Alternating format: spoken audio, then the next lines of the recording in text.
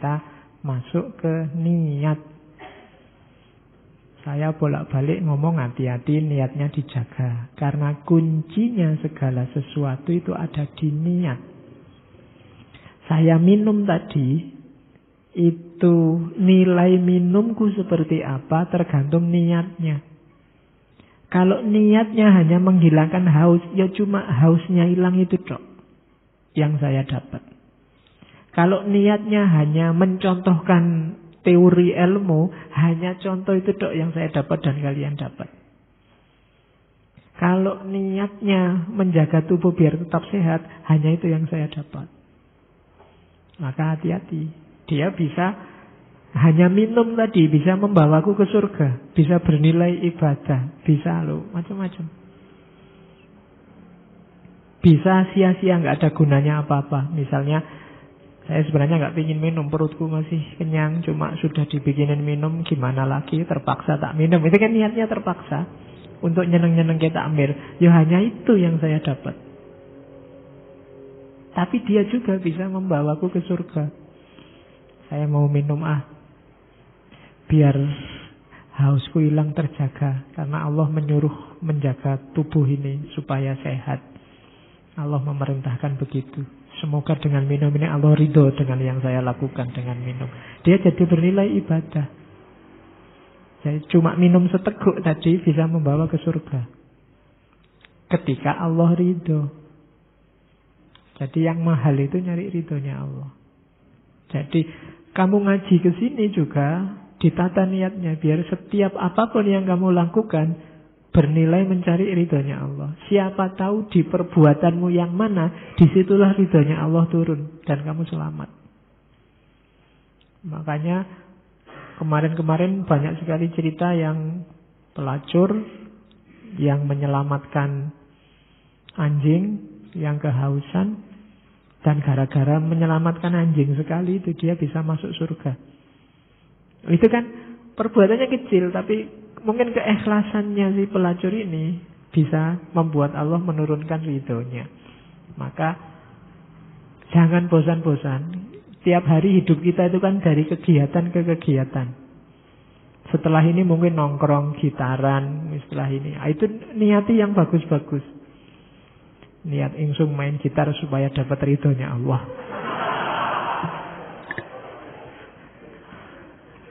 Ya. Oke, lu kok jauh Pak gitaran lo enggak? Dengan main gitar ini hati jadi ringan, kemudian stres-stres hilang, jadi ibadahnya semakin khusyuk. Oke, ya kamu tarik-tarik ke situ lah, enggak apa-apa. Oke. Belajar juga begitu. Jadi yang pertama pasti niatnya cari ridhonya Allah dulu. Apapun itu. Jadi mencari ridhonya Allah itu kan nanti secara otomatis akan memfilter semua perbuatanmu. Ketika apapun yang kamu lakukan, niatnya nyari ridhonya Allah. Kenapa? Begitu kamu melakukan nyari ridhonya Allah, yang jelek-jelek mesti ndak. Saya mau ngamar Pak sama pacar saya. Itu kan ndak mungkin niatnya nyari ridhonya Allah. Otomatis ndak. Mau ngambil sandal di masjid nyari yang paling bagus, ndak mungkin. Saya mau nyari sandal yang bagus, semoga Allah ridho, ndak, mesti ndak. Jadi ketika kamu niatin pokoknya semua kegiatan nyari ridhonya Allah, itu secara otomatis memfilter semua yang jelek-jelek. Kalau kamu memang serius. Kecuali hanya basa-basi. Pak, saya mau nyontek ini Pak. Nyari ridhonya Allah. Karena dengan nyontek ini Pak, saya lulusnya lebih cepat, orang tua saya lebih ringan bebannya. Jadi ini saya nyontek dalam rangka birrul walidain Pak. Semoga Allah ridho dengan ini Pak. Nggak, itu kamu mesti bikin-bikin. Nggak mungkin dengan jalan yang curang Allah akan ridho. Jadi belajar juga begitu. Kamu tadi yang Pak, saya ini mau buka situs-situs yang diblokir ini Pak. Belajar saya ini Pak, biar dapat wawasan baru. Mesti enggak. Hatimu sendiri enggak bisa dibohongi. Jadi maka mencari ridho Allah di setiap aktivitasmu itu sebenarnya secara otomatis memfilter yang baik dan yang buruk, yang sreg dengan yang tidak sreg. Nabi itu kan rumusnya simple. Baik itu yang kalau kamu lakukan itu kamu dilihat orang lain kamu tidak masalah, tapi yang dosa itu mahaka fisodrika, yang kamu ragu-ragu, dan kalau orang lain tahu kamu malu, kamu tidak suka, itu kemungkinan besar dosa. Kayak tadi buka situs-situs, berdua sama pacarmu ngamar, itu mesti kalau ada yang tahu kamu tidak suka, itu kemungkinan besar dosa atau tidak pantas. Jadi hindari. Jangan niat nyari ridhonya Allah kalau sudah di situ, kamu minggir aja. Lebih baik tidak. Kalau terpaksa ya tidak diulangi. Kalau sudah, ya kan banyak orang momen tertentu itu dimensi manusianya hilang. Dimensi manusia itu yang tadi akal sehatnya tidak jalan dalam banyak hal. Maka orang yang bisa ma'rifatun nafsi tadi, memahami diri itu, coba kamu muhasabahlah, dalam momen apa kamu sering kehilangan dirimu, sering akal sehatmu tidak jalan. Dalam kondisi sangat sedih kah, atau sangat seneng kah, atau dalam kondisi apa? Nanti coba kamu cermati dan kamu ingat-ingat, kamu hati-hati di situ. Saya itu kalau sedih sih malah ingat Allah, Pak. Kalau seneng juga ingat Allah. Saya lupa Allah itu kalau pas duitnya habis misalnya, atau kalau pas mau ujian akhir, itu biasanya sudah tidak terlalu itu lagi, Pak. Yang penting bisa nilainya A aja. Nah, itu kamu coba baca dirimu sendiri. Kamu sering kehilangan diri waktu apa? Coba kamu baca, kamu yang sering posting di Facebook, nulis WA. Postingan dan WA-mu yang sering kamu sesali yang tentang apa? Dan itu kamu tulis ketika kamu sedang ngapain? Sedang ingin dipuji orang kah? Sedang ingin menunjukkan kemampuan muka, sedang jajal, kamu cermati sendiri. Misalnya kamu ngupload foto, terus aduh tadi kok tak upload ya, aku nyesel lah. Kondisi dirimu ketika ngupload foto itu sedang apa? Mungkin sedang ingin pamer, mungkin sedang panas karena di sana ngupload foto kok cakep semua, ngasih like, aku ndak. Atau mungkin sedang, kamu cermati dirimu sendiri. Ini momen apa? Biasanya terus kamu sesali postingan itu. Duh, kok saya ngomong itu ya, kok saya posting itu tadi, bikin malu aja. Nah itu, ya postingannya bisa jadi pelajaran. Kondisi jiwamu waktu itu juga bisa jadi pelajaran. Nah itu di antara jalan muhasabah. Yang pertama itu niatnya belajar. Yang kedua, kebahagiaan yang sifatnya ukhrawi. Jangan duniawi. Kalau duniawi terlalu pendek. Kalau kamu mengejar kebahagiaan ukhrawi, itu jalannya lewat dunia ini. Dan jalan menuju kebahagiaan ukhrawi itu otomatis kebahagiaan duniawi. Tidak mungkin kamu memperoleh kebahagiaan ukhrawi dengan tidak bahagia di duniawi.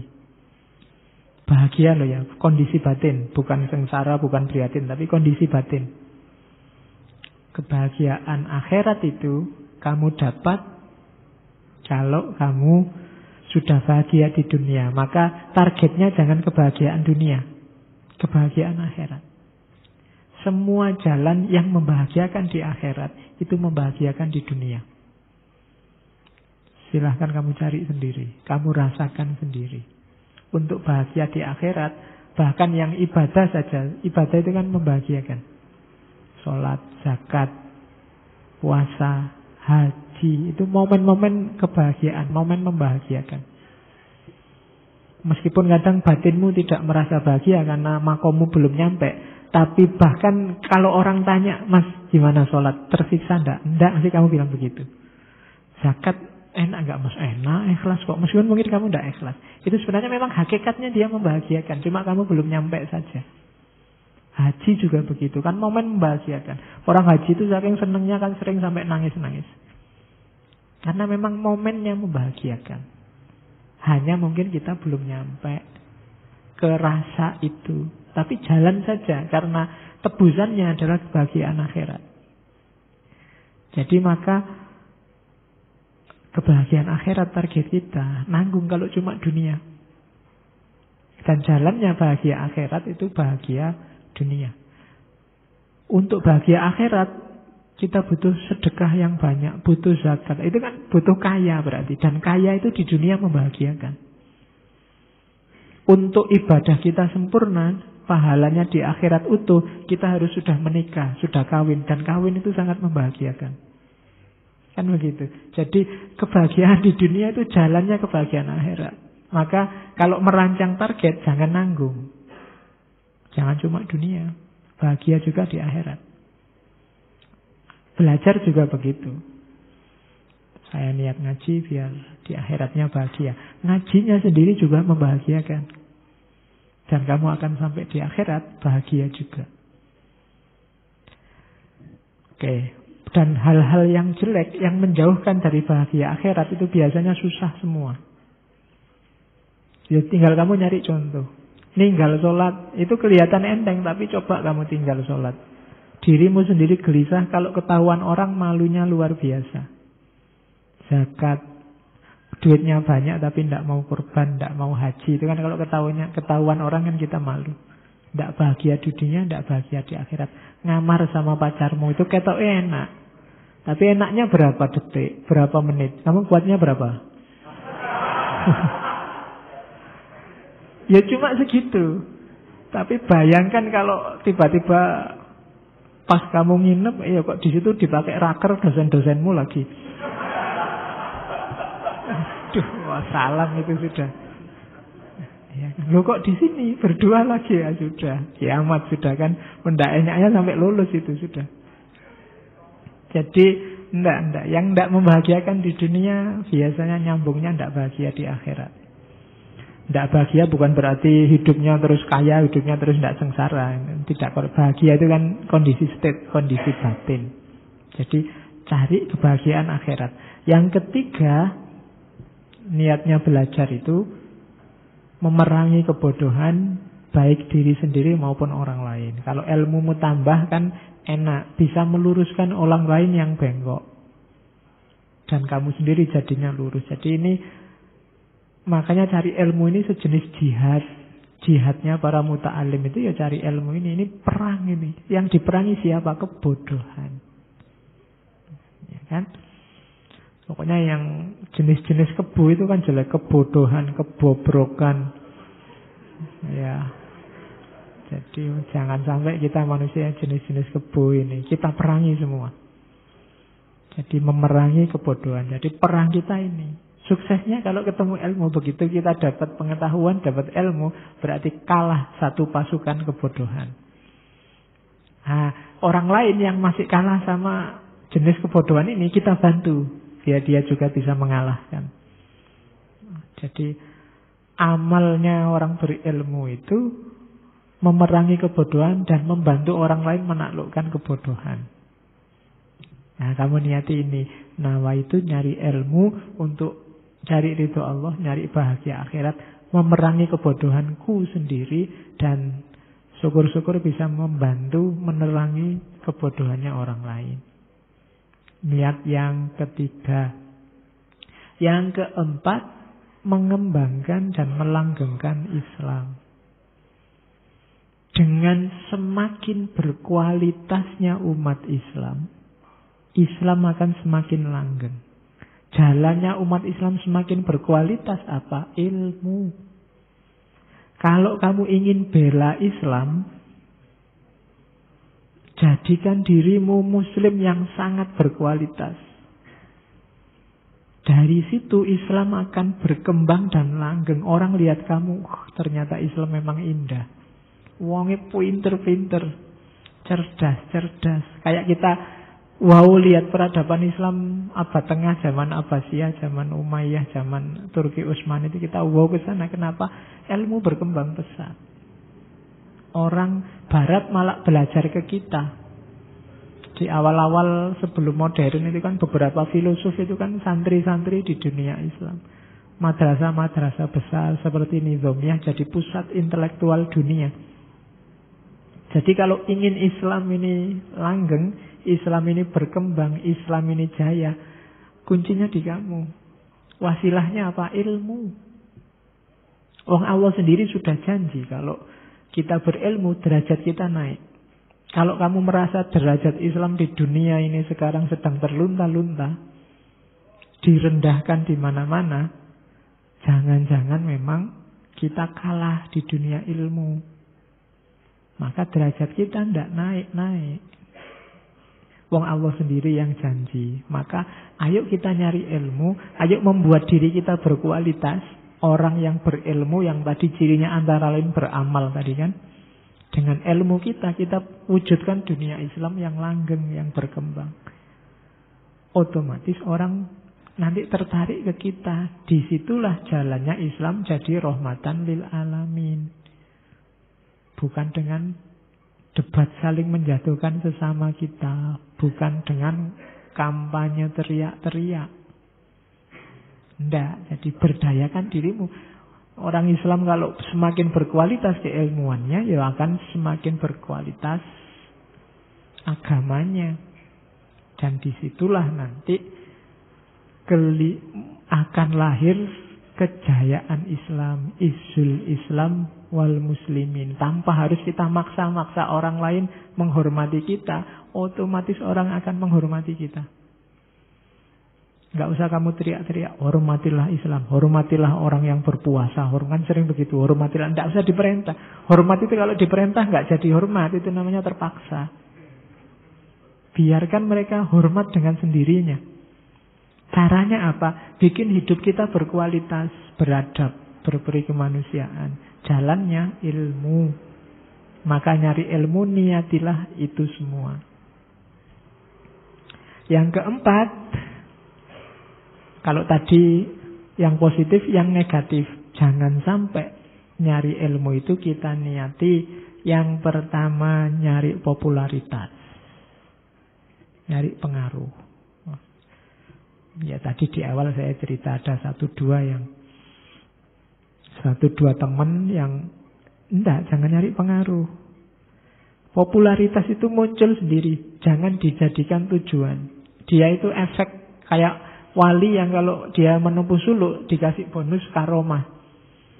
Popularitas itu otomatis, nggak usah kamu kejar, dia akan datang sendiri kalau memang kamu di jalur yang benar. Sama kayak uang, sama kayak harta. Nggak usah khawatir miskin kalau kamu ada di jalan ilmu. Dia efeknya, jangan dijadikan tujuan. Itu ada di kayak efek, tapi efek samping, bukan efek depan. Jadikan efek depannya itu 4 yang atas tadi. Ridho Allah, bahagia akhirat, memerangi kebodohan, mengembangkan agama Islam.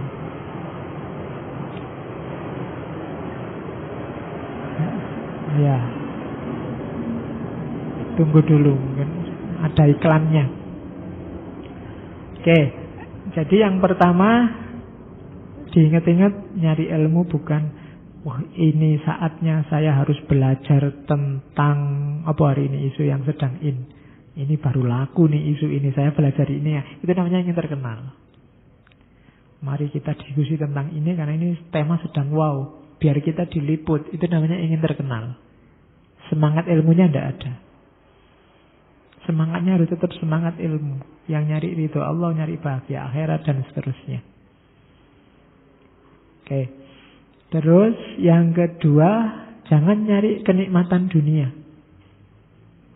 Yuk kita menguasai ilmu ini, mari kita diskusi, mumpung ada yang membiayai. Itu biayanya. Mumpung ada fundingnya, kalau nggak ada fundingnya, enggak, buat apa. Nah, itu kamu nyari kenikmatan dunia. Harusnya kalau semangatnya ilmu, kalau memang penting, ada yang mendanai atau enggak, kita jalan. Kalau enggak ada, jalan seadanya. Wong ini penting kok. Kan kita sering fundingnya dulu. Yang membiayai dulu. Saya mau sih diskusi ke sana, bayarannya berapa? Ada makannya enggak? Wah, ada snacknya enggak? Nah, ya. Nah, itu berarti kenikmatan dunia. Ngaji, ya sih. Sekarang masih ada kopinya enggak? Targetnya seneng dunianya. Saya sekarang rajin lupa ngaji. Kenapa? Ceweknya banyak sekarang. Nah itu kesana pikirannya. maka tidak akan barokah ilmunya kalau targetnya hanya dunia. Jadi yang kedua, jangan nyari kenikmatan duniawi. Terus yang ketiga, jangan nyari ilmu untuk menjilat. Penguasa itu bisa presiden, bisa gubernur, bisa menteri, bisa dosen, bahkan bisa orang tua. Saya tak pointer, ini bapakku seneng ini ilmu-ilmu kayak gini, nanti pulang bapakku tak ajak debat. Nah, ini ilmu. Jadi niatnya untuk menjilat dalam tanda petik, biar dihormati, terus biar anakku saiki pointer, biar gitu, biar dapat pujian. Jadi nyari kehormatan, nyari pujian dari orang di atasmu. Ya bahkan mungkin termasuk pacarmu. Orang yang, wah saya harus, ini pacarku ki seneng kalau bahasa Perancis, bahasa saya itu, tak beli bukunya, tak pelajari, nanti kalau ketemu tak ajak ngobrol, wow itu. Itu niatnya sudah nggak nyambung. Biar dia respect sama kamu, terus kamu mati-matian belajar itu. Wah, ini dia seneng puisi ya. Wah, aku harus belajar bikin puisi yang bagus ini. Terus kamu pamerkan di depan dia puisimu. Itu nyari kehormatan di depan orang lain. Tidak ada barokahnya ilmunya. Jadi targetnya 4, jangan sampai kamu terjebak di 3. Ridho Allah targetnya, bahagia akhirat, memerangi kebodohan, kejayaan, kemuliaan Islam. Dan jangan untuk popularitas, nyari kenikmatan dunia, dan pujian, kehormatan orang lain, khususnya penguasa.